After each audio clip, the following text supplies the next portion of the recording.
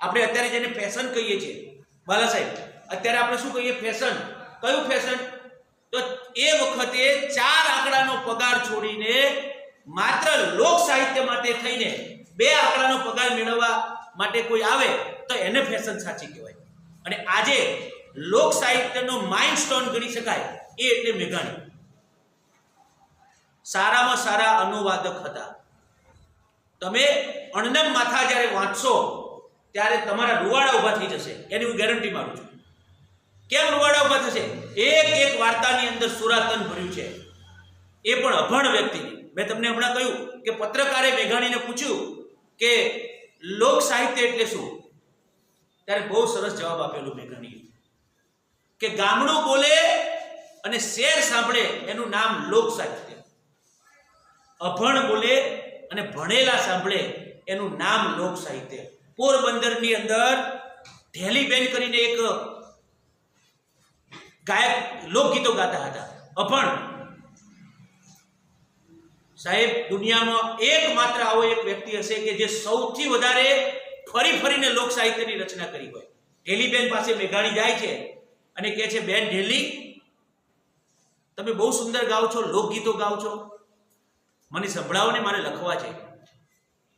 તો એમ હું બોલી ના શકું, ઢેલીબેને એમ કહ્યું, પણ હું ગાઉં ને તમે સાંભળો. સાહેબ, ઇતિહાસ સાક્ષી પૂરે છે કે મેઘાણી 2 રાત ને 2 દિવસ બેસીને ઢેલીબેને ગાયેલા લોકગીતો લખે છે અને એટલા માટે આખું ગુજરાત આજે લોકગીત ગાઈ શકે છે. નહીતર ઢેલીબેનની સાથે એ ગીત પણ વયા ગયા હોત, જતા રહ્યા હોત. ત્યારે આપણને એમ થાય કે રાષ્ટ્રીય શાયરનું બિરદું જેને ગાંધીજીએ આપ્યું હોય, પાછું સાથે સાથે સ્વાતંત્ર્ય સંગ્રામમાં તો જોડાવાનું જ. એમની કવિતાઓ ગવાતી હતી આઝાદીમાં. એમના પુસ્તકો ઉપર અંગ્રેજો એનો પુસ્તક છાપવા નતા દેતા. કેમ? કે એની અંદર દેશભક્તિ હતી. આ પુસ્તક માત્ર 90 પાનાનું છે, 90. રોજ 1 વાર્તા રોજ વાંચો તો પુસ્તકની અંદર માત્ર 5 વાર્તાઓ છે. કેટલી વાર્તાઓ? 5. અને મેઘાણી એના લેખક છે. મારે ખાસ કહેવું જોઈએ કે મેઘાણી ના જુદા જુદા શબ્દો કે જુદી જુદી રચનાઓ આપણે સાંભળીએ છીએ. અને એટલા માટે કવિ કાંગ એમ કે છે કે ગીરા કંદરા પહાડ ગરજો, ગીરા કંદરા પહાડ ગરજો, મેઘાણી ગાડોતર થઈને ગાયો. હાવજ ને ચારણ કન્યાનું યુદ્ધ નિખરતો નિખરતો જાતો, 14 વર્ષની ચારણ કન્યા જેને જગદંબા દીઠી હતી. 14 વર્ષની ચારણ કન્યા જેને જગદંબા દીઠી હતી, એ અમરલોકનો મેઘાણી, એ હતો અમારો શાયર મેઘાણી. કવિ કાગ લખે છે કે આવા મેઘાણી, કે હવે આવી કવિતાઓ કોણ લખશે?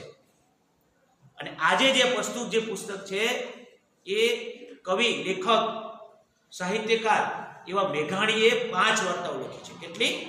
5. તમે બધા તો મોબાઈલ વાપરો છો, કંઈક તમને ગમે તે મોબાઈલમાં શૂટ કર્યું ને આપણે ફેસબુક ઉપર મૂકી દઈએ કે ઇન્સ્ટાગ્રામ પર મૂકી દઈએ. એ જમાનો ઇન્સ્ટાગ્રામનો, ફેસબુકનો હતો નહીં, મોબાઈલનો હતો નહીં. તેમ છતાં ગામડે ગામડે ફરીને પાળિયાઓ પાસે જઈને ગામના વૃદ્ધ વ્યક્તિઓ પાસે બેસીને પૂછીને લખ્યું.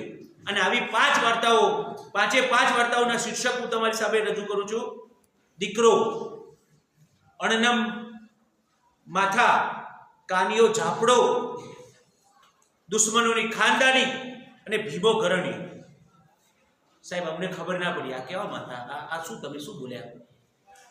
તો થોડી એ વાર્તાઓ વિશે હું વાત કરું. પુસ્તકનું ટાઇટલ શું છે? અણનમ માથા. અણનમ એટલે કેવા? કોઈની સામે નમે નહીં તેવા. કોઈની સામે નથી ખબર અમારે પુદસી આફત કડી છે, ખબર છે બસ એટલી કે માં ભોમની હાકલ પડી છે. એવા માથા જે પોતાના વીરતા માટે, પોતાના બલિદાન માટે, અને એક વખત વચન આપી દીધું પછી પાછું વળીને નહીં જોવાનું, એવા અણનમ માથાઓની વાત કરી છે. હું તમને એમની વાત વિશે પણ થોડી વાત કરું. સૌરાષ્ટ્રની અંદર આંબડિયા સુંદરી નામનું ગામ છે. એની અંદર 12 મિત્રો હતા. તમે બધા મિત્રો હોય ને, હે ને? એ દોસ્તી હમ નહીં છોડેંગે. બસ એવા જ 12 મિત્રો. મેઘાણીના દરેકે દરેક પાત્રો જીવતા છે. એટલે એવું નથી કે કોઈ કલ્પના કરી કે ભાઈ આજે કલ્પના કરીને મેં કવિતા લખી દીધી. તમને હું ફરી કહું છું, તમે મેઘાણીનું એક પણ સાહિત્ય તમે સોચો તો એ બધાય પાત્રો જીવતા પાત્રો છે. જીવતા પાત્રો એટલે સાચુકલા છે. તમે ફિલ્મ જુઓ છો ને, રિયલ સ્ટોરી છે. કેવી સ્ટોરી છે? તો આવું એક ગામનું નામ મેં શું કહ્યું? કયું ગામ? બરાબર, કયું ગામ? આંબરડી સુંદરી ગામ. સૌરાષ્ટ્રનું આ ગામ સાહેબ, એની અંદર 12 મિત્રો હતા. 12 મિત્રો